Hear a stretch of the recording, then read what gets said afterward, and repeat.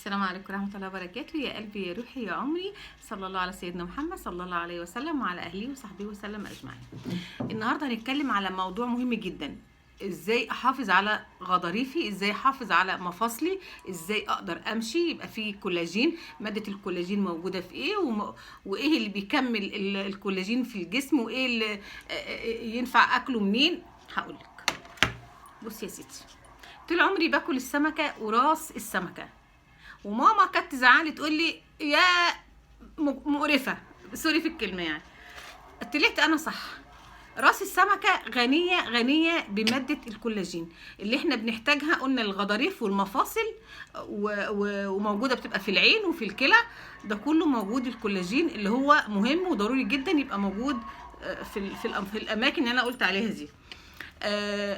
لو مفيش كولاجين طبعا مش نعرف نمشي، واحنا مش هنشرح كتير، واحنا عارفين طبعا يعني الكولاجين معناه يعني بشرتنا تبقى ناعمه، بشرتنا ما يبقاش فيه تشققات في الجلد عموما ما يبقاش فيه كرمشه في سن صغير في الوش او في الجلد عموما.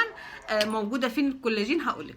وعشان الكولاجين برضو يشتغل في الجسم لازم اغطي جسمي بعنصر النحاس، ويتغطى بفيتامين سي وفيتامين الف. احنا عارفين فيتامين الف بيساعد للجلد برضو ويقوي النظر، وفيتامين سي بيكمله. وطيب والكولاجين بقى يشتغل على الثلاث عناصر دول. موجود فين بقى الكولاجين؟ بصي يا ستي، بصي معايا كده هتتفاجئي، يا اما الناس اللي عارفه طبعا. بصي العين، المنطقه دي بتاعت الراس، مش عارفه انتوا شايفينها ولا لا. الحته الطريه دي كلها دي كولاجين، كل الحته الطريه دي العين بتاعتها كولاجين، غنيه بالكولاجين. يبقى انا اكل الراس الحته الطريه اللي جوه ديت، واكل العين لو انا عايزه استفيد بماده الكولاجين.